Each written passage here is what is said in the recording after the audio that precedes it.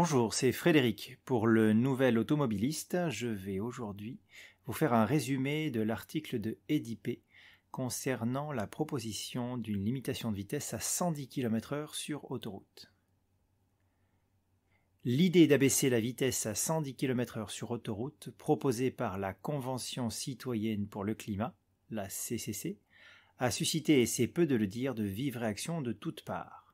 Qu'on soit pour ou que l'on soit contre, discuter d'une proposition et se forger une opinion dessus nécessite avant tout de savoir précisément ce qui est avancé ainsi que le contexte dans lequel cela a été élaboré. La Convention citoyenne pour le climat avait pour objectif de voir quelle solution adopter pour réduire d'au moins 40% par rapport à 1990 les émissions de gaz à effet de serre d'ici 2030. Cette convention, composée de 150 citoyens français tirés au sort, a travaillé pendant environ 6 mois pour élaborer un rapport final remis au gouvernement le 21 juin 2020 et qui contenait 149 propositions pour le climat. Il faut donc replacer cette idée des 110 km/h sur autoroute dans la perspective beaucoup plus large des 148 autres propositions et ne pas réduire ce rapport de 600 pages à ce qu'il n'est pas. On retiendra parmi les autres propositions celles liées au transport, comme le renfort du malus sur les véhicules polluants, ou bien l'interdiction dès 2025 de la commercialisation de véhicules neufs très émetteurs. Évidemment, celle qui retiendra notre attention aujourd'hui, c'est principalement la réduction de la vitesse sur autoroute à 110 km/h. C'est donc la proposition la plus clivante et c'est un sujet qui était en débat au sein même de l'instance. D'ailleurs, le vote sur cette proposition a affiché l'un des taux d'adoption les plus faibles de l'Assemblée. Moins de 60% de votes favorables, alors qu'en moyenne, la plupart des propositions de la Convention affichent une moyenne de 95% de oui.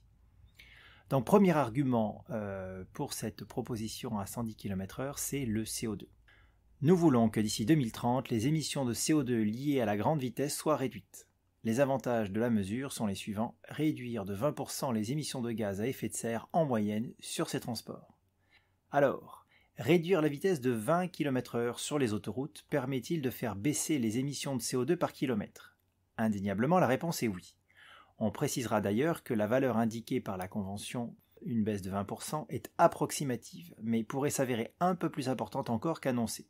Il s'agit là donc d'un argument solide qui, replacé dans l'acceptation globale qu'il faut agir pour juguler le changement climatique, ne peut guère être écarté, sauf bien entendu si vous êtes climato-sceptique. Cette baisse, évidemment, ne vaudra que pour les trajets autoroutiers et même plus précisément pour les automobiles et les motocyclettes, les poids lourds étant déjà exclus des calculs vu qu'ils roulent à présent à 90 km/h maximum. Ils ne seront donc pas impactés par la mesure. Le volume de CO2 théoriquement économisé serait donc limité, en particulier lorsque l'on se rend compte que ce réseau n'accueille qu'un petit quart de l'ensemble du trafic total. Deuxième argument en faveur de la mesure, moins vite pour aller plus loin. Deuxième donc argument massu des défenseurs de la mesure, elle aurait un effet fort bénéfique sur le portefeuille des conducteurs. Quand on se souvient que la hausse du prix des carburants avait été l'un des éléments déclencheurs du mouvement des Gilets jaunes, on se dit que cet argument vaut de l'or et devrait à lui seul permettre de remporter la mise. Dans les faits, il est là aussi rigoureusement exact, puisque rouler à 110 km/h permet effectivement de consommer moins.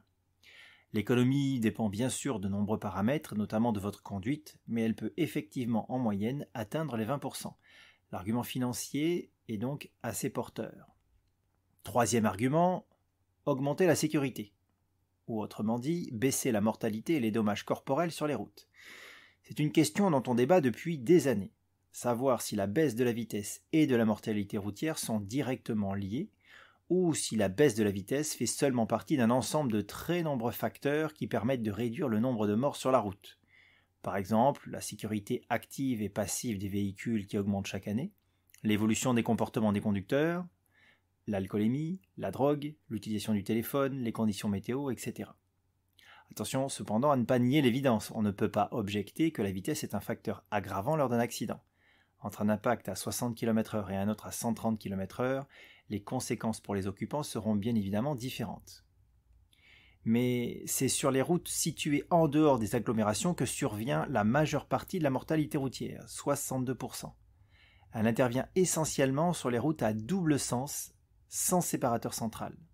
Donc, bien que la vitesse y soit très largement supérieure, le réseau autoroutier est nettement moins meurtrier que le réseau des routes classiques, les voies rapides, nationales, départementales. Ce qui permet d'affirmer que l'aménagement des infrastructures routières joue un rôle prépondérant dans la sécurité routière. Premier argument majeur contre cette proposition, la perte de temps. La Convention citoyenne pour le climat précise en effet que une des contraintes de sa mesure, voire la seule contrainte, est un allongement modéré des temps de trajet, entre 4 et 8 minutes par heure. Si perdre 4 minutes sur une heure est globalement acceptable, c'est déjà un peu moins le cas pour 8. Faisons donc le calcul exact. Pour parcourir 130 km en roulant à 110 km/h, il faut en fait 1 heure, 10 minutes, 54 secondes. On passe soudainement de 4 à 8 minutes à carrément près de 11 minutes à chaque heure. Imaginons un Strasbourg-Béthune sur les autoroutes A4 et A26 qui généralement sont peu encombrées, où il est donc assez aisé de ne pratiquement jamais avoir à toucher à son régulateur de vitesse. La distance est de 544 km. Elle sera parcourue à 130 km/h en 4h11, contre 4h56 à 110 km/h, soit 3 quarts d'heure en plus. Ce n'est pas rien, surtout sur un trajet déjà long et fatigant. Ce d'autant plus que la somnolence et la fatigue sont les principaux facteurs d'accident sur autoroute. Et c'est là que la mesure écologiquement difficile à contrer se retrouve confrontée à une réalité plus froide, la rendant soudainement moins intéressante car potentiellement génératrice de plus de pertes que de gains. Cette proposition n'a en fait rien de bien novateur, elle a déjà été évoquée à de multiples reprises depuis de nombreuses années et du coup a fait l'objet d'une étude de ses impacts relatée dans un rapport complet publié par le ministère de la Transition écologique et solidaire en 2018. Si l'étude met en relief le très bon bilan environnemental qui serait obtenu en abaissant la vitesse sur autoroute, les conclusions finales sont en contrepartie pratiquement sans appel. Le rapport bénéfice-coût d'une telle mesure serait négatif, avec une perte évaluée à 554 millions d'euros chaque année. Principal facteur négatif, le temps perdu, représentant pour les entreprises une perte de 1,14 milliard d'euros qu'il faudrait bien trouver ailleurs, et le contexte actuel ne s'y prête guère. Voilà. Vous avez entendu les principaux arguments pour et contre. De nombreux autres détails sont disponibles dans l'intégralité de cet article sur le site du Nouvel Automobiliste. À bientôt.